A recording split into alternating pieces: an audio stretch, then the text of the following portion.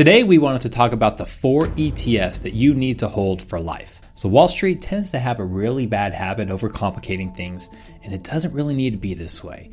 You want to keep your ETFs and your core positions in your portfolio to be low cost, diversified, and very tax efficient. To start with, as you mentioned, you want to have this big core position. For most people, that will be something that tracks the S&P 500. We really like an ETF from iShares, and it's called IVV. And this is a huge ETF. It's really low cost. It does a great job of tracking. One, right? Biggest one that we've seen, over 400 billion. And all the top ETFs are all tracking the S&P 500. It's a really popular holding because it's done so well historically. We like IVV given its position size and the fact that it is so large and liquid, and it's very, very cheap as well. It's only 3 basis points, which a basis point just means a percentage basically. So 0.03%. So for every $10,000 you invest, it only costs you $3. And this is great. This is going to track the S&P 500. When holdings leave the S&P 500 or enter, it will automatically rebalance for you.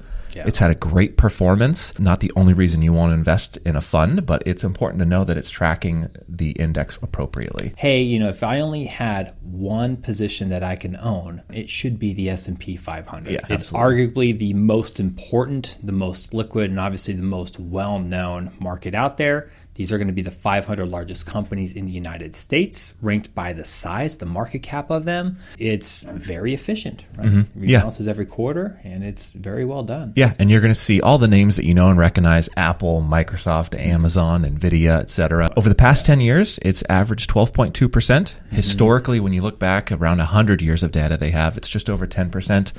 Right now, it pays a dividend of 1.58%. And again, it's that really low 3 basis point expense ratio. So next up on the list, we wanted to talk about international markets. And the one that we like is IEFA. IEFA is another iShares fund.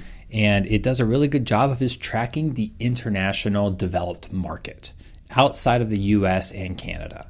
So it'll give you exposure to Europe, Australia, Asia as well. And this will hold companies of all different sizes. So the S&P 500 is all large cap companies. This index will be owning small companies, mid, large. The majority is, of course, large. But you're getting exposure to basically all of the companies. And it's such a big thing to have international diversification. Most people have what's called home country bias. They like to invest in their home country. That can make sense when you're in America. But oddly enough, every country does this. You've got stats showing Argentinians invest 98% of their wealth in the Argentinian markets. I mean, they invest in what they know, which makes sense. But again, you got to realize that is a bias. And you will get a lot of pushback. Like right now, whenever we talk to our clients about getting international exposure, a lot of that pushback is, well, international hasn't done very well, so why do I want to invest in it? And that's a very good point. It's a valid point. It's also important to note that the U.S. will not always continue to outperform. There are going to be periods, just like as there have been in the past, where the U.S. actually underperforms international markets. So do we know that we're actually going to be entering in a period like that? We don't know. But it's certainly smart to hedge your bets. Absolutely. That's recency bias, where we just look at what happened in our past life and extrapolate that's going to happen moving forward. The S&P 500 has done great, international not as well. So that's why people just don't want to invest internationally. But as you said, it almost flip-flops every decade or so. International outperforms U.S. and so on. So it really helps your portfolio improve what's called risk-adjusted returns to have some exposure to international companies. IEFA is the one that we like. Its current expense ratio is 7 basis points, so 0.07%, meaning you invest $10,000, it's going to be $7 every year. We're going to talk a little bit different. So not everybody's going to be 100% in stocks, right? But a lot of people want to have some sort of bond exposure to smooth out this investment experience, create a little bit of a different stream of income. For that, we really like the ETF SPAB. So SPAB is going to be tracking just the broad investable bond market. We like this one for a number of different reasons. One is given the size of this actual position. So SPAB has about $7 billion, and its expense ratio is very cheap at 0.03% and a very low turnover rate as well. But the beauty of this is you want to have a nice core bond position in your portfolio if you don't want that normal volatility of a stock market. You're entering retirement or you're withdrawing from your portfolio, or if you just can't withstand the normal volatility of the stock market, bonds are going to help smooth out that ride over time. And so, but you do get paid on it. So it's not like holding cash. Cash will obviously smooth that out as well.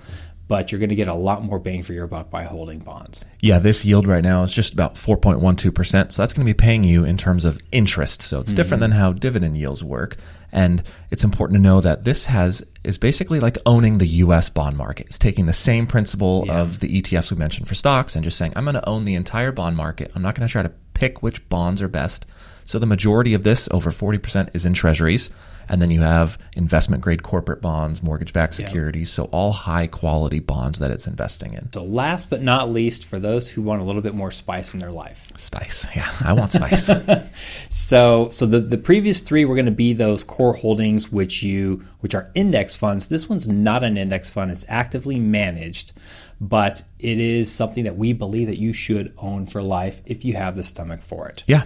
So this one is AVUV, which is a newer ETF by Avantis. If you look back and you were trying to look at what actually outperforms over time, and there's a lot of empirical study that supports this, it is smaller and more value companies tend to outperform over time. Yeah. And there's been many different attempts and many different styles of this, but we really like AVUV for a number of host of reasons, and the biggest is just the philosophy of how it actually creates this index fund. Yeah, as you mentioned, it's more actively managed, but not in the sense of people when they think about active management. It's not somebody that's just sitting there, brainstorming, going off of their gut. What company do I think is going to outperform? No, this is using academic and empirical financial science and data to screen out companies. So it starts with the Russell 2000 Value Index, which is 2,000 really small companies, and then it's going to screen them for a couple of really important factors. It's going to look for the cheapness of them. Yep. So, hey, what am I actually paying versus what is the book value of this company?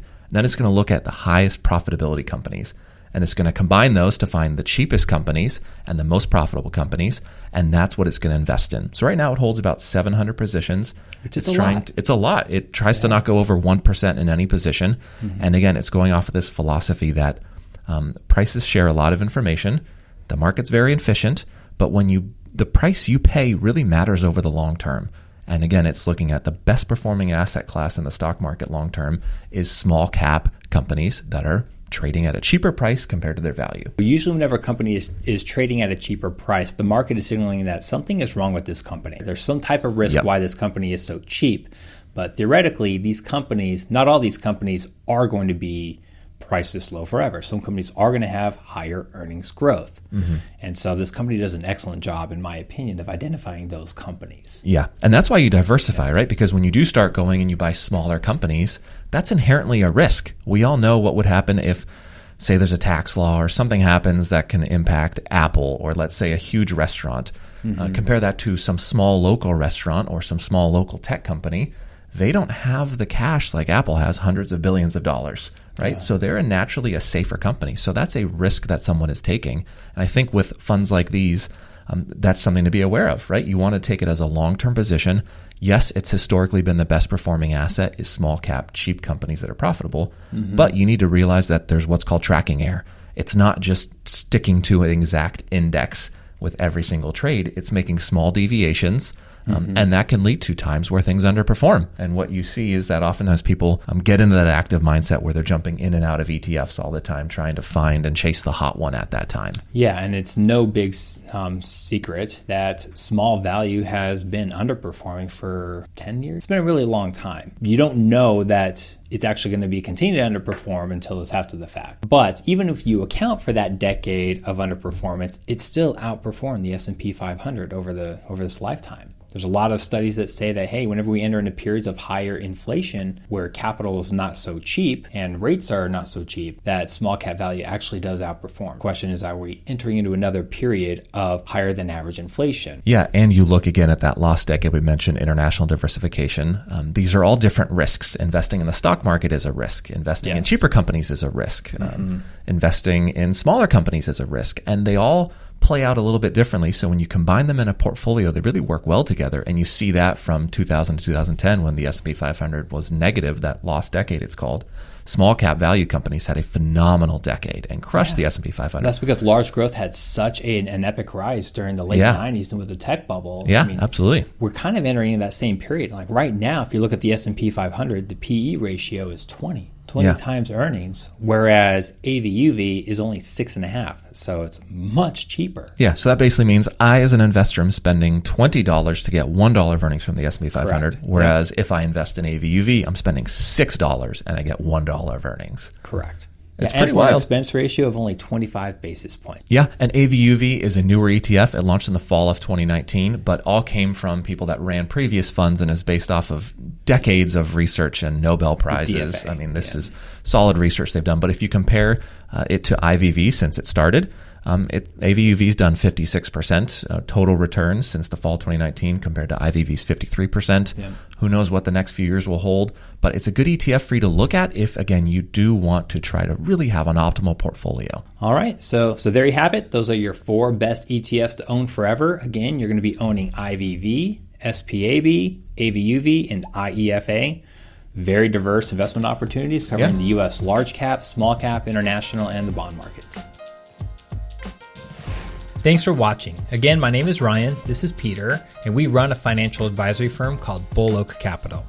If you want to learn more about how we help our clients achieve true financial independence, be sure to check out bulloakcapital.com.